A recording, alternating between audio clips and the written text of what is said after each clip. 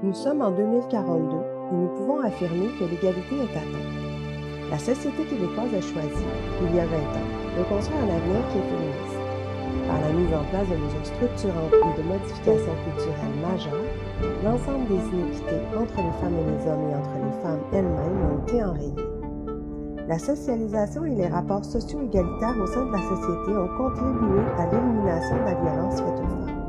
Maintenant, les rues, les milieux d'études et de travail, tout comme les domiciles familiaux, sont des endroits où toutes les femmes et les filles peuvent circuler et vivre en sécurité.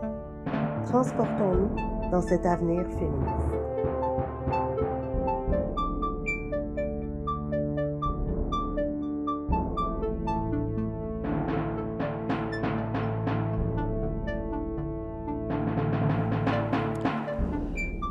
Bonjour, je m'appelle Émilie Nicolas. Aujourd'hui, je vous invite à faire un voyage dans le futur, à l'an 2042, où l'égalité entre les femmes et les hommes et l'égalité entre les femmes elles-mêmes a déjà été atteinte. J'aurai l'occasion d'échanger aujourd'hui avec 3 femmes, Dominique Bernier, Nelly Brière et Camille Robert, sur cette égalité et sur le chemin qu'il a fallu parcourir pour l'atteindre. Avant de faire ce voyage, rappelons-nous de certains éléments de la situation des femmes en 2022 au Québec en ce qui a trait à la violence envers les femmes. Les femmes en 2022 sont surreprésentées parmi les victimes de violences conjugales. De plus en plus, elles sont plus nombreuses parmi les victimes de crimes violents commis par un conjoint ou un ex-conjoint. Nous n'avons qu'à rappeler les 21 féminicides commis en 2020 ou les 18 commis en 2021. Cet enjeu de violence conjugale n'est pas propre au Québec, si bien que le domicile est considéré comme l'endroit le plus dangereux pour une femme. Le harcèlement de rue est aussi un phénomène où les femmes sont surreprésentées. Quelle que soit l'heure du jour ou de la nuit, elles peuvent être victimes de violences commises par des inconnus dans la rue. Nous avons vécu une vague de dénonciation des agressions sexuelles sur les réseaux sociaux, mais malgré tout, la culture du viol est toujours présente. Un comité d'experts s'est penché sur la violence conjugale et les agressions sexuelles et a déposé le rapport Rebâtir la confiance contenant 190 recommandations. Maintenant, en 2042, dans cet avenir féministe où l'égalité est atteinte, cette violence à l'égard des femmes est chose du passé. Pouvons-nous expliquer ensemble le chemin parcouru vers l'atteinte de ces rapports sociaux égalitaires entre les femmes et les hommes? Camille Robert d'abord. Comme on sait, la violence contre les femmes a beaucoup diminué, notamment dans un contexte familial. Il faut rappeler les réformes qui ont eu lieu. Donc, il y a eu des réformes assez importantes dans le droit familial pour protéger la conjointe qui quitte le domicile avec ses enfants. Donc, on sait souvent l'arrivée d'un premier enfant ou disons, le fait de quitter un domicile dans un contexte où il y a des enfants, ça peut être extrêmement compliqué pour les femmes parce que les hommes maintenaient en fait un pouvoir sur les enfants. Il y a eu aussi plusieurs cas de féminicide qui se sont accompagnés du meurtre d'enfants. Donc, il y a vraiment eu des réflexions qui ont eu lieu sur comment le droit familial pouvait mieux tenir compte des réalités de violence conjugale. Et en ce sens, des nouvelles mesures visent à s'assurer que le conjoint violent ne perpétue pas son emprise à travers la garde des enfants. Donc, les droits familiaux ont été révisés dans les situations de violence conjugale. Et il y a eu aussi des réformes importantes pour transformer les interventions en matière d'agression sexuelle et de violence conjugale. Donc maintenant, quand quelqu'un décide de porter plainte pour violence ou agression sexuelle, il y a des travailleurs sociaux et travailleurs sociaux qui sont présents aux côtés des policiers et policières qui recueillent les plaintes. Il y a un suivi psychologique qui est offert gratuitement. Et il y a aussi des alternatives qui existent à la judiciarisation des plaintes, notamment à travers la justice transformatrice pour les gens qui ne veulent pas passer à travers tout le système de plaintes, de procès, etc. Et aussi, il y a une présomption de vérité qui fait en sorte qu'on croit les victimes de violences conjugales ou d'agressions sexuelles. Puis finalement, il y a eu beaucoup de travail d'éducation qui a été fait dans les écoles primaires, secondaires, au cégep, dans les universités et les milieux de travail. Donc, les enfants et les adultes ont été très sensibilisés face aux violences contre les femmes et contre les personnes minorisées dans le genre. Et ils apprennent comment ne pas reproduire cette violence-là, comment intervenir quand on est témoin de violence et finalement différentes bases d'autodéfense lorsqu'on fait face à ces situations-là. Donc, tout ce travail d'éducation a porté fruit et on a vu finalement une énorme diminution des violences dans les dernières années. Donc, finalement, un gros travail de transformation sur comment est-ce on réagit aux situations de violence. Un travail de prévention aussi qui a été fait. Est-ce que Dominique, on peut en savoir plus sur ce travail-là de prévention? En fait, oui, parce que on s'est rendu compte que les représentations médiatiques jouaient pour beaucoup, construisant un imaginaire, puis une dichotomie entre les sexes qui faisait en sorte que les femmes étaient souvent déshumanisées dans l'esprit des gens, même dans leur propre esprit à elles. Il y avait une déshumanisation qui s'opérait.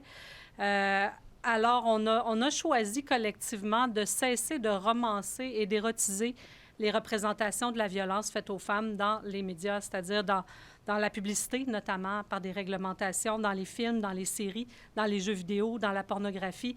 On a rendu socialement inacceptable la violence faite aux femmes. Donc, collectivement, ces représentations-là ont été assainies pour présenter les femmes de manière plus humaine, de manière...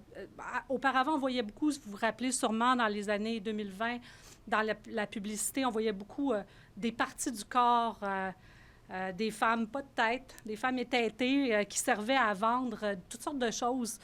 Bien, ça contribue à la déshumanisation des femmes. Et puis, ça a été retiré. On s'est mis à présenter davantage les femmes comme des êtres humains complexes, avec leurs rêves, avec leurs aspirations, avec leur bagage de vie, plutôt que des morceaux de femmes, en fait. Et ça, il y a quelque chose, il y a un déclic qui s'est produit dans l'imaginaire collectif grâce à ces mesures-là. Donc, des changements au niveau de la culture des représentations, des changements institutionnels. Nelly Brière, comment est-ce qu'on a changé la situation de la violence envers les femmes en 2042? Bien, il y a eu plusieurs choses, entre autres, justement, l'éclatement des formats du couple puis la fin de l'enfermement romantique où la femme ne devient quelque chose d'abouti qu'en couple, premièrement, ou est-ce que la femme qui décide de ne pas être en couple est aussi valorisée désormais. La femme qui décide de quitter un couple l'est aussi et ça ne devient pas une espèce de catastrophe de vie que de quitter son couple. Ce n'est pas un échec, ce n'est plus vu comme un échec, au contraire, c'est même vu comme quelque chose de positif parce que ça implique que tu as quitté quelque chose dans lequel tu ne t'épanouissais pas. Alors, il y a cet aspect culturel-là. Il y a le fait qu'il y a eu des initiatives aussi avec tout le milieu communautaire et le milieu du numérique qui fait en sorte qu'il y a un système robotisé qui est capable de rapidement reconnaître quand il y a peut-être des enjeux d'urgence, de besoin de soutien, besoin d'aide et qui permet de connecter la personne qui était en urgence avec la bonne ressource potentielle sans que ce soit intrusif de façon privée parce que ça a été évidemment pensé par les milieux communautaires avec le soutien, l'obligation de soutien de la part des entreprises privées de plateformes de réseaux sociaux, par exemple, ou dans les univers virtuels et de réalité connectée que l'on connaît désormais quotidiennement. Il y a aussi le fait qu'on a remis au cœur on a revalorisé toutes les notions de consentement, autant à l'éducation à la petite enfance, mais même dans les modèles pour les adultes aujourd'hui, le consentement est au cœur de tout ce qui est relationnel, relations de travail, relations amoureuses, relations amicales, peu importe. Et ça, bien, ça a permis justement de peut-être redonner le pouvoir aux individus puis de briser cette espèce d'objectivisation de l'idée de la femme, en fait, qui existait dans la société. Et bien, tous ces modèles, en fait, de femmes émancipées, femmes qui s'en sortent, qui fait en sorte qu'il y a moins cette image de la femme vulnérable, faible, que l'on peut abuser, davantage l'égal de l'homme. Et il y a encore des violences dans certaines relations, évidemment, mais c'est moins la nature homme-femme, étant donné que la femme a le même statut que l'homme en 2042, ce qui est une bonne chose quand même s'il y a encore des violences. Camille, tu mentionnais brièvement la question dans le fond, des problèmes financiers, du manque d'autonomie, par exemple, dans des situations où on dépend de notre partenaire, qui mène à des situations de violence où il est très difficile de s'en sortir. Qu'est-ce qu'on a changé en 2042 à ce niveau-là pour permettre plus de liberté aux femmes de choisir finalement avec qui elles partagent leur vie? Oui, bien effectivement, on sait qu'il y a plusieurs années, les violences économiques faisaient partie des formes de violence conjugale, puis faisaient en sorte que certaines femmes hésitaient à quitter un foyer quand elles étaient en situation de vulnérabilité économique. Il faut dire que l'implantation d'un revenu minimum garanti a beaucoup aidé. Le réinvestissement aussi dans le droit au logement, dans la construction de logements sociaux, a fait en sorte qu'il y a moins de vulnérabilité économique. Donc, une femme qui décide de quitter un domicile où il y a de la violence, mais finalement, elle a accès à des ressources financières, elle a accès à un revenu, à un logement.